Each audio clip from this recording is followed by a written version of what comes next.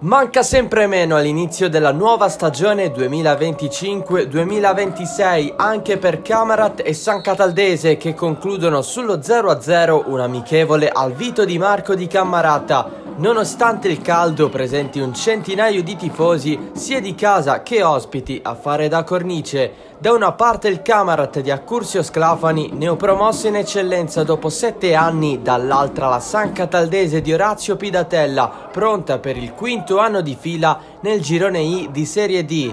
In campo tanto equilibrio, gambe pesanti e qualche occasione importante in due tempi da circa 40 minuti ciascuno. Si mette in evidenza Ignacio Pierce, attaccante del Camarat sorpresa dello scorso campionato di promozione. La carta che utilizza l'argentino è il colpo di testa, ma nella maggior parte delle volte è debole. Tanta voglia di gol contro un altro avversario di Serie D, dopo aver affrontato la Nissa nel primo test estivo, perso 3-0 a Caltanissetta. La San Cataldese invece ha superato gli Etnei del Villaggio Sant'Agata per 8-1. Si lavora in vista dei rispettivi campionati, ma prima la Coppa di Eccellenza per il Camarat, impegnato contro il Licata nei 16esimi, e la Coppa Italia di Serie D per la San Cataldese al primo turno contro la Nissa. Pierce ci prova ancora, ma non riesce a segnare. Risposta verde Amaranto, che arriva con dei tiri dalla distanza e con delle conclusioni che impegnano il grande ex in porta Gaetano Dolenti. Spettatore dal tetto degli spogliatoi,